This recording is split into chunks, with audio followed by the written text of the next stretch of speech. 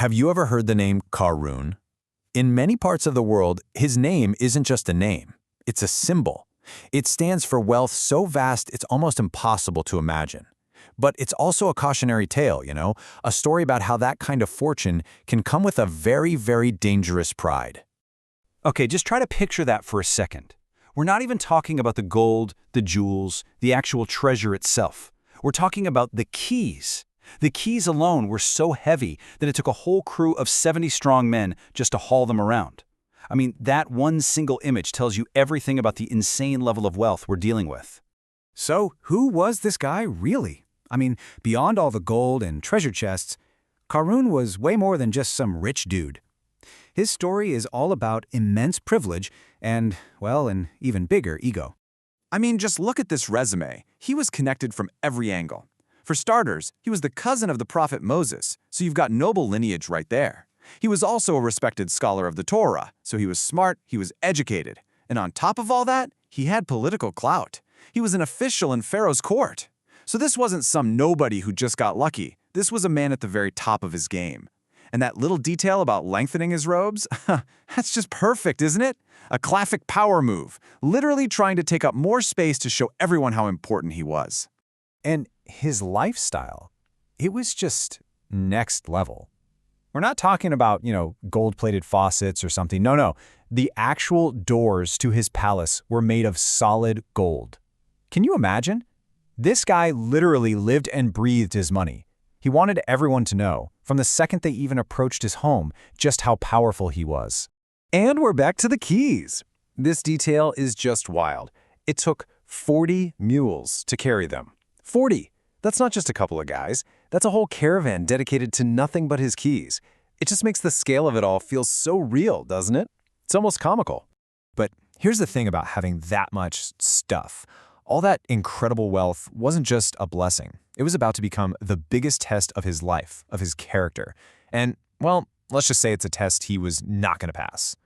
So what kicked this whole thing off? It all started with a divine command, delivered by his very own cousin, Moses. God instituted the zakat, a mandatory charity to help the poor. Now, for most people of faith, this was just a duty, something you do. But for Qarun, this felt like a direct attack on the one thing he loved most, his money. So, faced with this command from God, what does Qarun do? He doesn't just say no. Oh no, that would be too simple.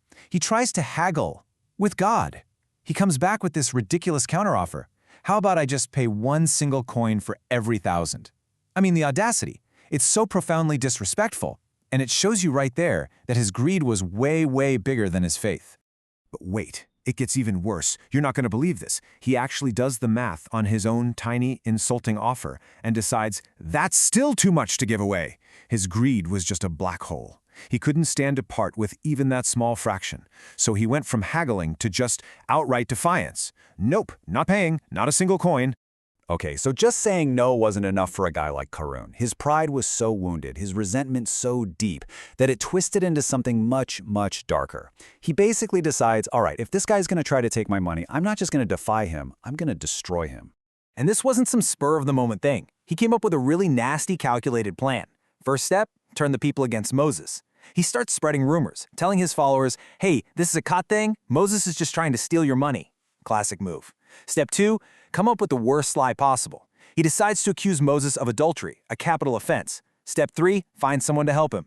He bribes a woman to make the false accusation in public. And finally, step 4, set the trap.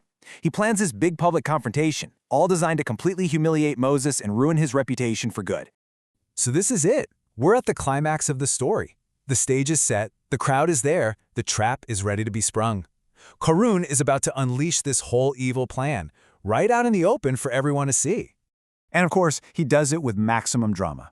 He comes out of his palace, the one with the solid gold doors, with all his servants, surrounded by all his bling. He's making a statement. This isn't just about two guys arguing.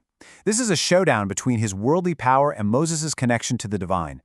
And for a second there, you have to think, maybe this is going to work, right? He's got the audience, he's got the big show, he's got his paid witness ready to deliver the final blow. The entire reputation of a prophet is on the line. But Moses, he does something completely unexpected. He doesn't get defensive, he doesn't argue, he just turns to the woman, the one who is paid to lie, and he makes this incredibly powerful appeal. He invokes the greatest miracle they all witnessed, appealing straight to her conscience, not her fear. And just like that, the whole scheme falls apart. It's like his words just cut through all the lies. In front of everyone, faced with that simple, powerful plea, the woman just breaks down.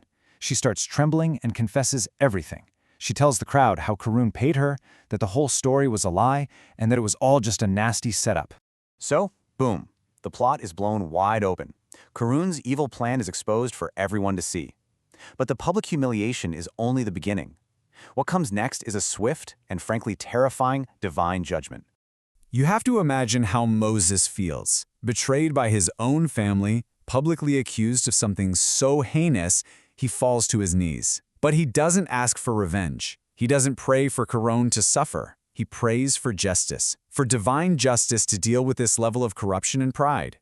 And the response from God is immediate, and it is absolute. God basically tells him, I have commanded the earth to obey you. Just think about that. All of Qarun's gold and power is nothing compared to this. The very laws of nature are now at the command of the man he tried to ruin. So what happens next? At Moses' command, the ground just opens up. The earth beneath Qarun's feet starts to shake and split apart. The very foundation of his entire gilded world literally starts to crumble. And then it just swallows him. Him, his palace with the golden doors, all his servants, and every single last piece of his unimaginable treasure, all of it gone. Sunk deep into the earth, completely erased. The very wealth he worshipped above everything else became the thing that literally pulled him under. You know, this is such an ancient story, but the question at its heart is as relevant today as it was back then. It really makes you think. If wealth is a test, what does our response to it say about who we really are? Is our value based on what we can gather and keep for ourselves, or is it about what we're willing to share? It's a question for all of us, really. When we face our own tests, big or small, what path does our character choose?